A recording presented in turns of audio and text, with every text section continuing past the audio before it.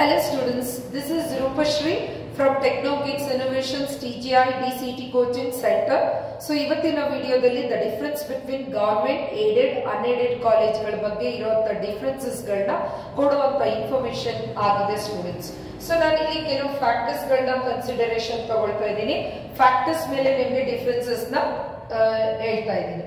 So pure government college ಅಂದ್ರೆ completely ಎಲ್ಲಾ seats ಗಳು ಅಂಡರ್ ಗವರ್ಮೆಂಟ್ ಇರ್ತದೆ.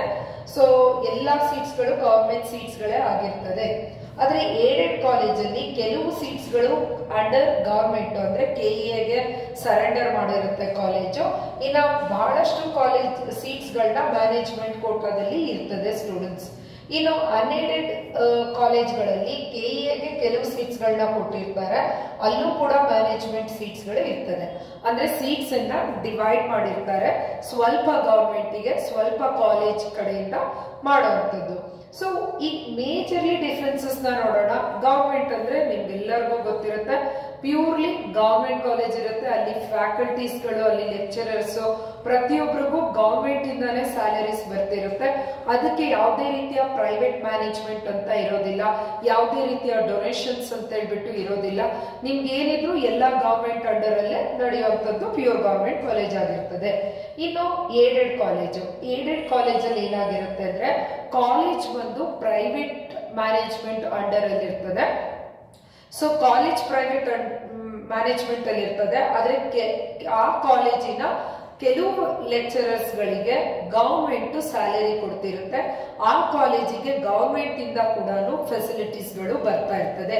ಅಂದ್ರೆ ಮ್ಯಾನೇಜ್ಮೆಂಟ್ ಪ್ಲಸ್ ಗವರ್ಮೆಂಟ್ ಇಬ್ರು ಸೇರಿಸ್ಕೊಂಡು ನಡೆಸುವಂತ ಕಾಲೇಜ್ಗಳೇ ಏಡೆಡ್ ಕಾಲೇಜ್ ಆಗಿರುತ್ತೆ. ಗವರ್ಮೆಂಟ್ ಕೂಡ ಕಾಲೇಜ್ಗೆ ಫೆಸಿಲಿಟೀಸ್ ವಿತ್ ಸ್ಯಾಲರೀಸ್ ಗಳನ್ನ ಕೊಡೋ ಕಾರಣದಿಂದಾಗಿ ಆ ಕಾಲೇಜಿನ ಕೆಲವು ಸೀಟ್ಸ್ ಗಳನ್ನ ಅಂಡರ್ ಕೆಇಎಗೆ ಕೊಟ್ಟಿರ್ತಾರೆ, ಕೆಇಎಗೆ ಸರೆಂಡರ್ ಮಾಡಿರ್ತಾರೆ. ಸೊ ಕೆಇಎಗೆ ಪ್ಲಸ್ ಮ್ಯಾನೇಜ್ಮೆಂಟ್ ಸೀಟ್ಸ್ ಗಳಿರ್ತದೆ. ಅನ್ಏಡೆಡ್ ಅಲ್ಲೂ ಕೂಡ ಕೆಇಎ ಪ್ಲಸ್ ಮ್ಯಾನೇಜ್ಮೆಂಟ್ ಇರ್ತದೆ. ಆದ್ರೆ ಅನ್ಏಡೆಡ್ ಅಲ್ಲಿ ಬಂದು ಗವರ್ಮೆಂಟ್ ಯಾವುದೇ ರೀತಿಯ ಸ್ಯಾಲರಿ ಆಗಿ ಅಲ್ಲಿಗೆ ಯಾವುದೇ ರೀತಿಯ ಗವರ್ಮೆಂಟ್ ಥ್ರೂ ಫೆಸಿಲಿಟಿ ಇರಲ್ಲ. ಪ್ಯೂರ್ಲಿ ಮ್ಯಾನೇಜ್ಮೆಂಟ್ ಆ ಕಾಲೇಜ್ ನಡೆಸ್ತಾರಲ್ಲ ಓನರ್ಸ್, ಸೊ ಅದು ಕಂಪ್ಲೀಟ್ಲಿ ಆ ಮ್ಯಾನೇಜ್ಮೆಂಟ್ ಗೆ ಬಿಟ್ಟಿರುವಂತದ್ದಾಗಿರ್ತದೆ. ಇನ್ನು ಫೀಸ್ ಸ್ಟ್ರಕ್ಚರ್, ಗವರ್ಮೆಂಟ್ ಕಾಲೇಜ್ಗಳಲ್ಲಿ ಕಡಿಮೆ ಫೀಸ್ ಇರ್ತದೆ. So compared to the aided and unaided. ಆದ್ರೆ ಏಡೆಡ್ ಕಾಲೇಜಲ್ಲಿ ಏನಾಗಿರುತ್ತೆ ಅಂದ್ರೆ ಕೆಇಎಗೆ ಆಕ್ಚುಲಿ ನೀವು ಫೀಸ್ ಅನ್ನ ಎರಡು ತರ ಕಟ್ಟಬೇಕು. ಒಂದು ಕೆಇಎಗೆ ಫೀಸ್ ಕಟ್ಟಬೇಕು. ನಿಮ್ಮ announcement first round result announcement ಅಲ್ಲಿ ಏನ್ ಫೀಸ್ ಅಂತ ಬಂದಿರುತ್ತೆ ಅದು ಕೆಇಎ ಫೀಸ್ ಆಗಿರುತ್ತೆ. ಕೆಇಎಗೆ ಕೂಡ ಫೀಸ್ ಕಟ್ಟಬೇಕು, ಪ್ಲಸ್ ಕಾಲೇಜ್ಗಳಿಗೆ ಅಡ್ಮಿಷನ್ ಆಗುವಾಗ ಕೂಡ ಕಾಲೇಜ್ಗಳಿಗೆ ಫೀಸ್ ಕಟ್ಟಬೇಕಾಗಿರುತ್ತೆ. ಸೊ ಇಲ್ಲಿ KEA fees plus college fees, KEA fees ಕಡಿಮೆ ಇರ್ತದೆ compare to this two. Sometimes ಕೆಲವು ಗವರ್ಮೆಂಟ್ ಕಾಲೇಜ್ಗಳಲ್ಲಿ ಕಾಲೇಜ್ ಫೀಸ್ ನೇ ತಗೊಳ್ಳಲ್ಲ, ಅದನ್ನ ಕೆಇಎ ಫೀಸ್ ಅಲ್ಲೇನೆ ಮಿಕ್ಸ್ ಮಾಡೋ ಬಿಟ್ಟಿರ್ತಾರೆ. ಇನ್ನು ಏಡೆಡ್ ಕಾಲೇಜ್ ಅಲ್ಲಿ ಆ ರೀತಿ ಇರಲ್ಲ. ನಿಮಗೆ ಏನ್ ರಿಸಲ್ಟ್ ಬಂದಿರುತ್ತೆ ಫಸ್ಟ್ ರೌಂಡ್ ರಿಸಲ್ಟ್ ಅಲ್ಲಿ, ಆ ರಿಸಲ್ಟ್ ಅಲ್ಲಿ ಬಂದಾಗ ನೀವು ಏನ್ ಕೆಇಎಗೆ ಫೀಸ್ ಪೇ ಮಾಡಬೇಕಾಗಿರುತ್ತೆ, ಈ ಫೀಸು ನೀವು ಕೆಇಎಗೆ ಪೇ ಮಾಡ್ತೀರಾ, ಪ್ಲಸ್ ಕಾಲೇಜ್ಗಳಿಗೆ ಹೋದಾಗ ಕೂಡ ಫೀಸ್ ಇರುತ್ತೆ. ಆದ್ರೆ ಇಲ್ಲಿ ಒಂದು ಅಬ್ಸರ್ವ್ ಮಾಡಬೇಕು, ಗವರ್ಮೆಂಟ್ ಕಾಲೇಜ್ಗಳಿಗೆ ಕೆಇಎ ಏನ್ ಡಿಫೈನ್ ಮಾಡಿರುತ್ತೆ ಫೀಸ್ ಅನ್ನ, ಕೆಇಎ ಫೀಸ್ ಅನ್ನ, ದ ಸೇಮ್ ಫೀಸು ಏಡೆಡ್ ಕಾಲೇಜ್ಗಳಿಗೂ ಇರುತ್ತೆ. ಅಂದ್ರೆ ಇವೆರಡು ಸೇಮ್ ಆಗಿರುತ್ತೆ, ಈಕ್ವಲ್ ಫೀಸ್ ಇರುತ್ತೆ. ಆದ್ರೆ ಇಲ್ಲಿ ಕಾಲೇಜ್ ಫೀಸ್ ತುಂಬಾನೇ ಕಡಿಮೆ ಇರುತ್ತೆ. ಇಲ್ಲಿ ಕಾಲೇಜ್ ಫೀಸು ಸಮ್ಟೈಮ್ಸ್ 20, 30, 40,000 ಡಿಪೆಂಡ್ ಆಗುತ್ತೆ. ಸೊ ಇದೆರಡು ಫೀಸ್ ಅನ್ನ ಕನ್ಸಿಡರ್ ಮಾಡಿದ್ರೆ ಕಾಲೇಜ್ ಫೀಸ್ ಆಗಿರ್ತದೆ. ಇನ್ನು ಅನ್ಏಡೆಡ್ ಕಾಲೇಜ್ಗಳಲ್ಲಿ ನೀವು ಇಲ್ಲಿ ಕೆಇಎಗೂ ಕಟ್ಟಬೇಕು, ಬಟ್ ಕೆಇಎ ಫೀಸು ಇವೆರಡು ಏನ್ ನಾನು ಈಕ್ವಲ್ ಆಗಿ ಮೆನ್ಷನ್ ಮಾಡಿದೆ ಆ ರೀತಿ ಇರೋದಿಲ್ಲ, ಇದು ಜಾಸ್ತಿನೇ ಇರ್ತದೆ KEA fees. In terms of minimum 1 lakh ಆದ್ರೂ ಇರುತ್ತೆ, 1 ಲಕ್ಷ ಆದ್ರೂ ಫೀಸ್ ಇರುತ್ತೆ. ಪ್ಲಸ್ ನೀವು ಮತ್ತೆ ಕಾಲೇಜ್ಗಳಿಗೂ ಫೀಸ್ ಕಟ್ಟಬೇಕಾಗತ್ತೆ. So KEA fees plus college fees ಆಗುತ್ತೆ. ಒಂದು ಅರೌಂಡ್ ರೌಂಡ್ ಫಿಗರ್ ತರ ಮಾತಾಡೋದಾದ್ರೆ ನಮ್ಗೆ ಪ್ಯೂರ್ ಗವರ್ಮೆಂಟ್ ಅಲ್ಲಾದ್ರೆ 1 ಲಕ್ಷಕ್ಕೆ 3 ವರ್ಷದ ಇಂಜಿನಿಯರಿಂಗ್ ಮುಗ್ದೋಗುತ್ತೆ. ಯಾರೆಲ್ಲ ಡಿಪ್ಲೊಮಾ ಇಂದ ಲ್ಯಾಟರಲ್ ಎಂಟ್ರಿ ಇಂಜಿನಿಯರಿಂಗ್ ಹೋಗ್ತಿದ್ದೀರಾ, 1 ಲಕ್ಷದ ಅಮೌಂಟ್ ಅಲ್ಲಿ 3 ವರ್ಷದ ಇಂಜಿನಿಯರಿಂಗ್ ಮುಗಿಸ್ಬೋದು. ಆದ್ರೆ ಇಲ್ಲಿ 1 ಲಕ್ಷಕ್ಕೆ ಮುಗಿಸಕ್ಕಾಗಲ್ಲ. ಇದು 2 lakhs to ಒಂದು 3 to 3.5 lakh ವರೆಗೂ ಎಕ್ಸ್ಪೆನ್ಸಸ್ ಬರಬಹುದು. ಅದು ಹೇಗೆ ಅಂದ್ರೆ depends on the colleges, depends on the category ಮೇಲೆ ಡಿಪೆಂಡ್ ಆಗಿರ್ತದೆ. ಮಿನಿಮಮ್ 2 lakh ಪ್ಲಸ್ ನಿಮಗೆ ಅಮೌಂಟ್ ಇರ್ತದೆ. ಇನ್ನು ಈ ಥರದ ಕಾಲೇಜಲ್ಲಿ ಮಿನಿಮಮ್ 3 lakh to 5 lakh ವರೆಗೂ ಫೀಸ್ ಇರ್ತದೆ. ಇದು ನಾನು ಇನ್ ಜನರಲ್ ಆಗಿ ಹೇಳ್ತಿರೋದು. ಇನ್ನು ಮ್ಯಾನೇಜ್ಮೆಂಟ್ ಕೋಟಾಗಳಿಗೆ ಹೋದ್ರೆ ಕೇವಲ ಒಂದೇ ವರ್ಷಗಳಿಗೆ ಕೇವಲ ಈ ವೆರಿ ಸ್ಪೆಷಲಿ CS ಗಳಿಗೆಲ್ಲ ಎಷ್ಟೋ ಅನ್ಎಡೆಡ್ ಕಾಲೇಜ್ಗಳು, ಪ್ರೈವೇಟ್ ಕಾಲೇಜ್ಗಳೆಲ್ಲ 8 to 10 lakh ಅನ್ನೋ ಹಾಗೆ ಡೊನೇಷನ್ಗಳನ್ನ ತಗೊಳ್ತಾ ಇದ್ದಾರೆ. ಸೊ ಹಾಗಾಗಿ ಇದು ಒಂದು ಫೀಸ್ ಸ್ಟ್ರಕ್ಚರ್ ಹೇಳೋದಾದ್ರೆ ಇಲ್ಲಿ ಕಡಿಮೆ, ಇಲ್ಲಿಗಿನ ಸ್ವಲ್ಪ ಜಾಸ್ತಿ, ಇಲ್ಲಿಗಿನ ಇನ್ನೂ ಜಾಸ್ತಿ. ಇನ್ನು ಪ್ಯೂರ್ ಮ್ಯಾನೇಜ್ಮೆಂಟ್ ಅಲ್ಲಿ ಹೋದ್ರೆ ಇನ್ನೂ ಅತಿ ಹೆಚ್ಚು ಫೀಸ್ ಇರುತ್ತೆ. ಇನ್ನು ಲೆಕ್ಚರರ್ಸ್ ಬಂದು ಇಲ್ಲಿ ನಿಮ್ಗೆ KA through examination merit base ಮೇಲೆ ಇಲ್ಲೆಲ್ಲರೂ ಸೆಲೆಕ್ಷನ್ ಆಗಿರ್ತಾರೆ. ಸೊ ಗೌರ್ಮೆಂಟ್ ಜಾಬ್ ಆಗಿರುತ್ತೆ ಇವ್ರದ್ದು. ಗೌರ್ಮೆಂಟ್ ಜಾಬ್ ಇರೋದ್ರಿಂದ ಏನಾಗಿರುತ್ತೆ, ಲೆಕ್ಚರರ್ಸ್ ಫ್ಲೆಕ್ಸಿಬಿಲಿಟಿ ಇರೋದಿಲ್ಲ. ಎಕ್ಸ್ಪೀರಿಯನ್ಸ್ ಗೌರ್ಮೆಂಟ್ ಕಾಲೇಜ್ ಲೆಕ್ಚರರ್ಸ್ ಗಳಿಗೆ ಅತಿ ಹೆಚ್ಚು ಎಕ್ಸ್ಪೀರಿಯನ್ಸ್ ಲೆಕ್ಚರರ್ಸ್ ಗಳಿರ್ತಾರೆ. ಮೋಸ್ಟ್ ಆಫ್ ದ ಟೈಮ್ ಅಲ್ಲಿ 30-35 ಪ್ಲಸ್ ಎಕ್ಸ್ಪೀರಿಯನ್ಸ್ ಫ್ಯಾಕಲ್ಟೀಸ್ ಗಳು ಕೂಡ ಗವರ್ಮೆಂಟ್ ಕಾಲೇಜ್ಗಳಲ್ಲಿ ಸಿಗ್ತದೆ. ವೆರಿ ಎಕ್ಸ್ಪೀರಿಯನ್ಸ್ ಫ್ಯಾಕಲ್ಟೀಸ್ ಗಳು ಇರ್ತಾರೆ. ಇನ್ನು ಏಡೆಡ್ ಕಾಲೇಜಲ್ಲಿ ಕೂಡ ಆ ಫ್ಯಾಕಲ್ಟಿನ ತುಂಬಾ ವರ್ಷಗಳಿಂದ ಮ್ಯಾನೇಜ್ಮೆಂಟ್ ಹಾಗೆ ಉಳಿಸ್ಕೊಂಡು ಬಂದಿದ್ರೆ ಇಲ್ಲೂ ಕೂಡ ಎಕ್ಸ್ಪೀರಿಯನ್ಸ್ ಫ್ಯಾಕಲ್ಟೀಸ್ ಇರ್ತಾರೆ. ಬಟ್ ಏಡೆಡ್ ಅಂಡ್ ಅನ್ಏಡೆಡ್ ಕಾಲೇಜಲ್ಲಿ ಫ್ಲಕ್ಚುಯೇಷನ್ಸ್ ಗಳು ಹೆಚ್ಚಾಗಿರುತ್ತೆ. ಅಂದ್ರೆ ಒಂದು 5 ವರ್ಷ 10 ವರ್ಷದ ಎಕ್ಸ್ಪೀರಿಯನ್ಸ್ ಇರ್ತಾರೆ. ಅದಾದ್ಮೇಲೆ ಕಾಲೇಜಿನ ಲೆಕ್ಚರರ್ಸ್ ಬೇರೆ ಬೇರೆ ಕಾಲೇಜ್ಗಳಿಗೆ ಶಿಫ್ಟ್ ಆಗ್ತಿರ್ತಾರೆ. ಸೊ ಇಲ್ಲಿ ಲೆಕ್ಚರರ್ಸ್ ಇದಿರುತ್ತೆ. ಬಟ್ ಒಂದೇನು ಅಂದ್ರೆ ಏಡೆಡ್ ಕಾಲೇಜು ತನ್ನದೇ ಆದ ಮ್ಯಾನೇಜ್ಮೆಂಟ್ ಅಲ್ಲಿ ನಡೆಸೋದ್ರಿಂದ ಯಾವುದೇ ತರ ಈ ಫಾರ್ ಎಕ್ಸಾಂಪಲ್ ನೀವು ಗವರ್ಮೆಂಟ್ ಕಾಲೇಜಲ್ಲಿ ಯಾವುದೋ ಒಂದು ಫ್ಯಾಕಲ್ಟಿ ನಿಮ್ಗೆ ಸರಿಯಾಗಿ ಪಾಠ ಮಾಡಲ್ಲ ಅಂದಾಗ ನೀವು ಹೋಗಿ HOD ಅಥವಾ ಪ್ರಿನ್ಸಿಪಲ್ಸ್ ಗಳಿಗೆ ಕಂಪ್ಲೇಂಟ್ ಮಾಡಿದಾಗ ಆ ತರ ಲೆಕ್ಚರರ್ಸ್ ಗಳನ್ನ ಇಲ್ಲಿ ರಿಮೂವ್ ಮಾಡೋದಕ್ಕೆ ಬರೋದೇ ಇಲ್ಲ. ಏನು ಅಂದ್ರೆ ಕರೆದು ಅದಕ್ಕೆ ಬೇಕಾದಂತ ಆಕ್ಷನ್ಸ್ ಗಳನ್ನೇ ತಗೊಳ್ತಾರೆ ವಿನಃ. ಆದ್ರೆ ಇಲ್ಲಿ ಯಾವುದೇ ರೀತಿಯ ಫ್ಯಾಕಲ್ಟೀಸ್ ಗಳು ಸಪೋಸ್ ತುಂಬಾ ಚೆನ್ನಾಗಿ ಮಾಡದೇ ಇಲ್ಲ ಪಾಠನ ಅನ್ನೋಂತ ಕೇಸಸ್ ಗಳಿದ್ರೆ ಇಲ್ಲಿ ಆ ತರ ಲೆಕ್ಚರರ್ಸ್ ಗಳನ್ನ ಅವರು ಏನ್ ಮಾಡ್ಬಿಡ್ತಾರೆ, ಲೇ ಆಫ್ ಮಾಡ್ಬಿಡ್ತಾರೆ, ಜಾಬ್ ಇಂದ ತೆಗೆದ್ಬಿಡ್ತಾರೆ. ಸೊ ಇಲ್ಲಿ ಲೆಕ್ಚರರ್ಸ್ ಗಳ ಫ್ಲಕ್ಚುಯೇಷನ್ ಇದ್ರೂ ಕೂಡ ದೇರ್ ಈಸ್ ಎ ರೀಸನ್ಸ್ ಇರುತ್ತೆ. ಅಪ್ಡೇಟೆಡ್ ಏನೋ ಸಿಲೆಬಸ್ ಗಳು ಬಂದಾಗ, ಅಪ್ಡೇಟೆಡ್ ಟೆಕ್ನಾಲಜೀಸ್ ಗಳು ಬಂದಾಗ ಅದಕ್ಕೆ ಬೇಕಾದಂತ ಟ್ರೈನ್ಡ್ ಲೆಕ್ಚರರ್ಸ್ ಗಳನ್ನ ಇಲ್ಲೆಲ್ಲ ತಗೊಳ್ತಾರೆ. ಸೊ ಗವರ್ಮೆಂಟ್ ಕಾಲೇಜ್ಗಳಲ್ಲಿ ಸ್ವಲ್ಪ ಟ್ರೈನ್ಡ್ ಆಗಿರೋ ಲೆಕ್ಚರರ್ಸ್ ಗಳು ಇರಲ್ಲ ಅಂತ ಹೇಳ್ತಾ ಇಲ್ಲ. ಸೊ ಆದಷ್ಟು ಇಲ್ಲಿ ಎಲ್ಲ ಏನೇ ಟ್ರೈನಿಂಗ್ ಕೊಡ್ಬೇಕು ಅಂದ್ರೂ ಥ್ರೂ ದ ಗವರ್ಮೆಂಟ್ ಆಗ್ಬೇಕಾಗತ್ತೆ. ಅದಕ್ಕೆ ಇಟ್ ಟೇಕ್ಸ್ ಟೈಮ್. ಸೊ ಅದು ಒಂದು ಡಿಪೆಂಡ್. ಇನ್ನು ಒಂದು ಜನರಲ್ ಆಗಿ ಹೇಳೋದಾದ್ರೆ ನೀವು ಎಂಥದೇ ದೊಡ್ಡ ಕಾಲೇಜಿಗೆ ಹೋದ್ರು ಅಷ್ಟೇನೆ ಅಥವಾ ಯಾವುದೇ ಚಿಕ್ಕ ಕಾಲೇಜ್ ಹೋದ್ರು ಅಷ್ಟೇನೆ ಮಕ್ಕಳೇ, ಎಲ್ಲಾ ಕಡೆಗೂ ನಿಮ್ಗೆ 5 ತರದ ಫ್ಯಾಕಲ್ಟೀಸ್ ಗಳು ಸಿಕ್ಕೇ ಸಿಗ್ತಾರೆ. ಸೊ ಇದ್ರ ಅರ್ಥ ನಾಟ್ ಓನ್ಲಿ ಕಾಲೇಜಸ್, ನಿಮ್ ಲೈಫ್ ಅಲ್ಲಿ ನೀವು ಯಾವುದೇ ಫೀಲ್ಡಿಗೆ ಹೋದ್ರು ಎಲ್ಲಾ ಕಡೆಗೂ ನಿಮಗೆ ದಿ ಬೆಸ್ಟ್ ಮಾಡುವಂತವ್ರು ಅಥವಾ ಚೆನ್ನಾಗಿ ನಿಮ್ಮನ್ನ ಅರ್ಥ ಮಾಡ್ಕೊಳ್ಳುವಂತವ್ರು, ನಿಮಗೆ ರೆಸ್ಪಾನ್ಸ್ ಮಾಡುವಂತವ್ರು ಇರ್ತಾರೆ. ಇನ್ನು ನಿಮ್ಗೆ ಏನು ರೆಸ್ಪಾನ್ಸ್ ಮಾಡ್ದಲೆ, ಸೊ ನಿಮ್ಗೆ ಯಾವುದೇ ರೀತಿಯ ಸಪೋರ್ಟ್ ಕೊಡದಲೆ ಇರುವಂತವ್ರು ಕೂಡ ಇದ್ದೇ ಇರ್ತಾರೆ. ಸೊ ಹಾಗಾಗಿ ಇಲ್ಲಿ ಲೆಕ್ಚರರ್ಸ್ ಅನ್ನೋಂಥದ್ದನ್ನ ನೀವು ಫ್ಯಾಕ್ಟರ್ ನ ಕನ್ಸಿಡರ್ ಮಾಡಬೇಕು. ಬಟ್ ಸೊ ಇಲ್ಲಿ ನೀವು ಅದನ್ನ ಸ್ವಲ್ಪ ಥಿಂಕ್ ಮಾಡಿ ಸ್ಟೂಡೆಂಟ್ಸ್. ಇನ್ನು ಪ್ಲೇಸ್ಮೆಂಟ್. ಸೊ ಪ್ಲೇಸ್ಮೆಂಟ್ ಅಂತ ಅನ್ನೋದಾದ್ರೆ ಏನಾಗಿರುತ್ತೆ, ಗವರ್ಮೆಂಟ್ ಕಾಲೇಜಲ್ಲಿ ಸ್ವಲ್ಪ ಲೆಸ್ ಪ್ಲೇಸ್ಮೆಂಟ್ಸ್ ಗಳಿರುತ್ತೆ compare to the aided and unaided. So ನಾನು ಇರೋದೇ ಇಲ್ಲ ಅಂತ ಹೇಳ್ತಾ ಇಲ್ಲ. ಸೊ ಇಲ್ಲಿಗೆ ಇವೆರಡು ಕಂಪೇರ್ ಮಾಡಿದ್ರೆ ಕಡಿಮೆ ಇರುತ್ತೆ. ಬಟ್ ಏಡೆಡ್ ಕಾಲೇಜಲ್ಲಿ ಸೊ ಹೈ ಇರುತ್ತೆ, ಪ್ಲೇಸ್ಮೆಂಟ್ ಜಾಸ್ತಿನೇ ಇರುತ್ತೆ. ಏಡೆಡ್ ಮತ್ತು ಅನ್ಎಡೆಡ್ ಕಾಲೇಜ್ಗಳಲ್ಲಿ ಪ್ಲೇಸ್ಮೆಂಟ್ಸ್ ಮತ್ತು ಪ್ಲೇಸ್ಮೆಂಟ್ ರಿಲೇಟೆಡ್ ಆಕ್ಟಿವಿಟೀಸ್ ಗಳು ಕೂಡ ಜಾಸ್ತಿನೇ ಇರ್ತದೆ ಸ್ಟೂಡೆಂಟ್ಸ್. ಸೊ ಅದರ ಅರ್ಥ ಗವರ್ಮೆಂಟ್ ಕಾಲೇಜಲ್ಲಿ ಪ್ಲೇಸ್ಮೆಂಟ್ ಇಲ್ಲ ಅಂತೇನಿಲ್ಲ. ಆದ್ರೆ ಮೋಸ್ಟ್ ಆಫ್ ದ ಟೈಮ್ ಅಲ್ಲಿ ಏನಾಗಿರುತ್ತೆ ಅಂದ್ರೆ ಯಾವುದೋ ಒಂದು ಏಡೆಡ್ ಕಾಲೇಜಲ್ಲಿ ಒಂದು ಪ್ಲೇಸ್ಮೆಂಟ್ ಆಕ್ಟಿವಿಟಿ ನಡೆಯುವಾಗ ಅವರು ವಾಕ್ ಇನ್ ಅಂತ ಕರ್ಕೊಂಡಿರ್ತಾರೆ. ಅಂದ್ರೆ ಬೇರೆ ಕಾಲೇಜ್ ಅವ್ರು ಬಂದು ಆ ಕಾಲೇಜಲ್ಲಿ ಪ್ಲೇಸ್ಮೆಂಟ್ ಆಕ್ಟಿವಿಟೀಸ್ ಗಳಿಗೆ participate ಮಾಡಬಹುದಾಗಿರುತ್ತೆ.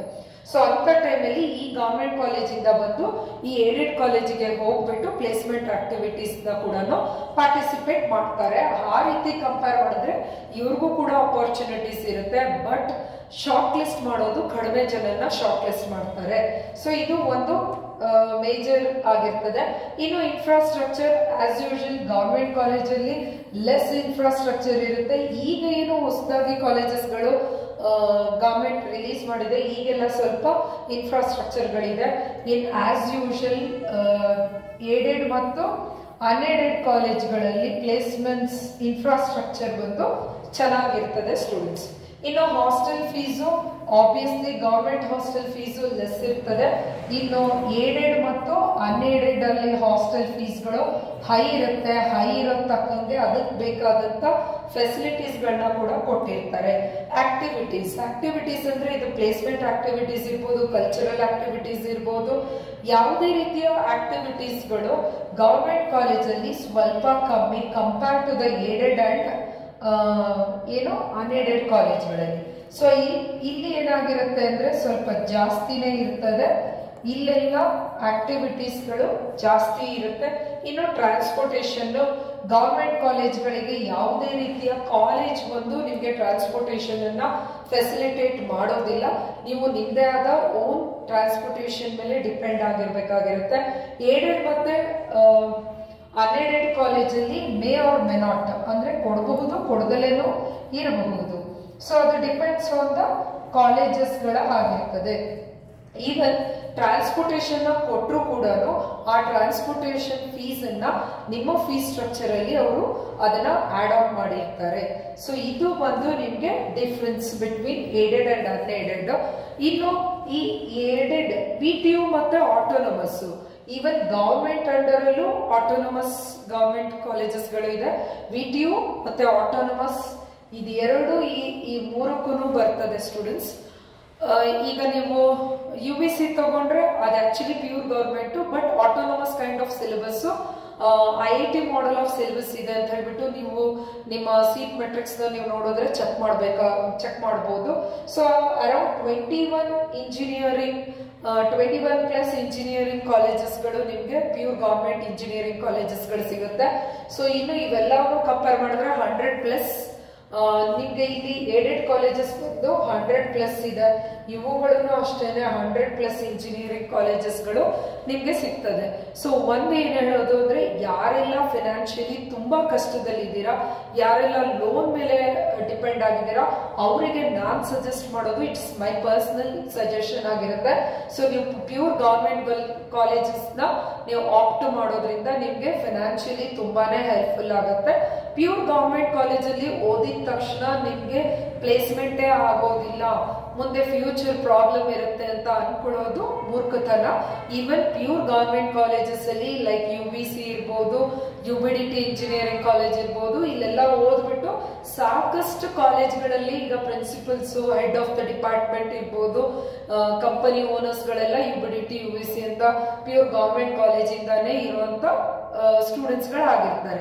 So I am also one of the example for pure government college. ನಾನು ಓದಿರೋದು UBDT ಇಂಜಿನಿಯರಿಂಗ್ ಕಾಲೇಜ್.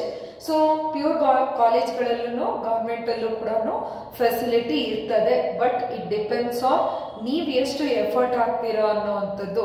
ಇನ್ನು ಏಡೆಡ್ ಮತ್ತೆ ಅನ್ಏಡೆಡ್ ಕಾಲೇಜ್ಗಳಿಗೆ ಹೋಗ್ತೀನಿ, ಲಕ್ಷಾಂತರ ಫೀಸ್ ಅನ್ನ ಪೇ ಮಾಡ್ತೀನಿ ಅಂದ ತಕ್ಷಣ ನಿಮಗೆ ಪ್ಲೇಸ್ಮೆಂಟ್ಸ್ ಆಗೋದಿಲ್ಲ ಮಕ್ಕಳೇ. ಪ್ಲೇಸ್ಮೆಂಟ್ ಆಗೋದು ಕೇವಲ ನಿಮ್ಮ ಇಂಟೆಲೆಕ್ಚುಯಲ್ ಅಬಿಲಿಟಿ ಬೇಸ್ ಮೇಲೆ. ಒಂದೇನು ಅಂದ್ರೆ ಏಡೆಡ್ ಮತ್ತು ಅನ್ಏಡೆಡ್ ಕಾಲೇಜ್ಗಳಲ್ಲಿ ಕ್ಯಾಂಪಸ್ ಸೆಲೆಕ್ಷನ್ಸ್ ಗಳ ಪ್ಲೇಸ್ಮೆಂಟ್ ಆಕ್ಟಿವಿಟೀಸ್ ಗಳು ಸ್ವಲ್ಪ ಜೋರಾಗಿರುತ್ತೆ. ಅವಾಗ ನಿಮ್ಗೆ ಅಪಾರ್ಚುನಿಟೀಸ್ ಗಳು ಅತಿ ಹೆಚ್ಚಿರುತ್ತೆ. ಅಪಾರ್ಚುನಿಟೀಸ್ ನ ನೀವು ಗ್ರಾಬ್ ಮಾಡ್ಕೊಂಡ್ರೆ in the college it self ನಿಮಗೆ ಕ್ಯಾಂಪಸ್ ಸೆಲೆಕ್ಷನ್ ಆಗಿ ನಿಮ್ಗೆ ಒಳ್ಳೆ ಪ್ಯಾಕೇಜಸ್ ಗಳು ಸಿಗುವಂತ ಕಂಪನೀಸ್ ಗಳು ಕಾಲೇಜಲ್ಲಿ ಸಿಗತ್ತೆ. ಸೊ ಹಂಗಂತ ಹೇಳ್ಬಿಟ್ಟು ನೀವು ಲಕ್ಷಾಂತರ ಫೀಸ್ ಪೇ ಮಾಡಿದ ತಕ್ಷಣ ನಿಮಗೆ ಜಾಬ್ ಆಗತ್ತೆ ಅನ್ನೋದಾಗಿರ್ಬೋದು, ಅಥವಾ ನೀವು ಅಲ್ಲಿ ಹೋಗಿದ ತಕ್ಷಣ ಎಲ್ಲ ನಿಮ್ಗೆ ಸಿಕ್ಬಿಡತ್ತೆ ಅನ್ನೋವಂಥದ್ದು ಅದು ಒಪ್ಕೊಳ್ಳುವಂತ ಮಾತಾಗಿರೋದಿಲ್ಲ. Everything depends on the students effort ಮೇಲೆ ಡಿಪೆಂಡ್ ಆಗಿರ್ತದೆ. ಸೊ ಎಲ್ಲಾ ಕಾಲೇಜ್ಗಳಲ್ಲೂ ನಾನು ಈಗಾಗಲೇ ಹೇಳಿದಂಗೆ ನಿಮ್ಗೆ ಸಪೋರ್ಟ್ ಮಾಡೋರು ಮತ್ತೆ ಸಪೋರ್ಟ್ ಮಾಡದಲ್ಲೇ ಇರೋರು ಎಲ್ಲಾ ಕಾಲೇಜ್ಗಳಲ್ಲೂ ಇದ್ದೇ ಇರ್ತಾರೆ. ಫೈನಲಿ ನಿಮ್ಮ ಹಾರ್ಡ್ ವರ್ಕ್, ನಿಮ್ಮ smart work is very important. So ನಿಮಗೆ ಈಗಾಗಲೇ ಡೈಲಿ 1 GB ಡೇಟಾ ಇದೆ, ಸಾಕಷ್ಟು ಆಪ್ಸ್ ಗಳಿದೆ, ಸಾಕಷ್ಟು ನಿಮ್ಗೆ ಆನ್ಲೈನ್ ಸೆಷನ್ಸ್ ಗಳಿದೆ. ಸೊ ಇವೆಲ್ಲದರ ಜೊತೆಗೆ ನೀವು ಅಡಿಷನಲ್ ಕೋರ್ಸಸ್ ಗಳನ್ನ ಮಾಡ್ಕೊಂಡ್ರೆ ನಿಮ್ಗೆ ಆರಾಮಾಗಿ ಪ್ಲೇಸ್ಮೆಂಟ್ಸ್ ಗಳನ್ನ ಆಕ್ಟಿವಿಟಿ ಆಗತ್ತೆ. ಸೊ ನನ್ನ ಸಜೆಷನ್ಸ್ ನಿಮ್ಮ ಪೇರೆಂಟ್ಸ್ ಜೊತೆಗೆ ಡಿಸ್ಕಸ್ ಮಾಡಿ ನಿಮ್ಮ ಫೈನಾನ್ಷಿಯಲ್ ಬ್ಯಾಕ್ ಗ್ರೌಂಡ್ ಗಳಿರ್ಬಹುದು, ಜೊತೆಗೆ ಕಾಲೇಜ್ಗಳ ಬಗ್ಗೆ ತಿಳ್ಕೊಂಡು ನೀವು ಅಡ್ಮಿಷನ್ ತಗೋಬಹುದು students. So this is Rupashree from Technogeeks Innovations TGI DCT coaching centre. ನಮ್ಮ ಟೆಕ್ನೋಗಿಕ್ಸ್ ಇನೋವೇಷನ್ಸ್ ನಲ್ಲಿ ದ ಸ್ಟೇಟಿಗೆ ಫಸ್ಟ್ ರ್ಯಾಂಕ್ ಬಂದಿರುವಂತ ಮೊಹಮ್ಮದ್ ಸೈಫ್ ಅಲಿ ಶೇಖ್. ಸೊ ಜೊತೆಗೆ ಸಾಕಷ್ಟು ಸ್ಟೂಡೆಂಟ್ಸ್ ದಿ ಬೆಸ್ಟ್ ರ್ಯಾಂಕಿಂಗ್ ನ ತಗೊಂಡಿದ್ದಾರೆ. ಅದರ ಕಂಪ್ಲೀಟ್ ಸ್ಟ್ಯಾಟಿಸ್ಟಿಕ್ಸ್ ನ ನಾವಿಲ್ಲಿ ಪ್ರೊವೈಡ್ ಮಾಡಿದ್ದೀವಿ. ಇನ್ನು not only DCT, even KPTCL, PWD coaching ಅಲ್ಲಿ ಕೂಡ ನಮ್ಮಲ್ಲಿ ಸೆಲೆಕ್ಷನ್ ಆಗಿ ಇವಾಗ JEE ಜೂನಿಯರ್ ಇಂಜಿನಿಯರ್ಸ್ ಆಗಿ ವರ್ಕ್ ಮಾಡ್ತಾ ಇದ್ದಾರೆ. ಸೊ ನೀವು ನಮ್ಮ ಕೋಚಿಂಗ್ ಅಲ್ಲಿ ಜಾಯಿನ್ ಆಗೋ ಇಂಟ್ರೆಸ್ಟ್ ಇದ್ರೆ ಸೊ ಇಲ್ಲಿ ಮೆನ್ಷನ್ ಮಾಡಿರುವಂತ ನಂಬರ್ಸ್ ಗಳಿಗೆ ಕಾಲ್ ಮಾಡಿ ಅಡ್ಮಿಷನ್ ನ ತಗೋಬಹುದು. We are providing the best coaching classes with quality classes ನ. ಸೊ ಒಂದು ನಿಮ್ಗೆ ಟೆಕ್ಸ್ಟ್ ಬುಕ್ ಕೂಡ ಅವೈಲೇಬಲ್ ಇರ್ತದೆ, ಕ್ಲಾಸಸ್ ಮಿಸ್ ಆದ್ರೆ ರೆಕಾರ್ಡಿಂಗ್ಸ್ ಗಳು ಅವೈಲೇಬಲ್ ಇರ್ತದೆ. All lecturers are invited from the well-reputed engineering as well as polytechnic colleges ಗಳಿಂದ ನಿಮಗೆ ಬಂದು ಕ್ಲಾಸಸ್ ನ ಮಾಡ್ಕೊಡ್ತಾ ಇದ್ದಾರೆ. Thank you for watching this video. ಆದಷ್ಟು ಈ ವಿಡಿಯೋನ ಎಲ್ಲರಿಗೂ ಶೇರ್ ಮಾಡಿ ಸ್ಟೂಡೆಂಟ್ಸ್.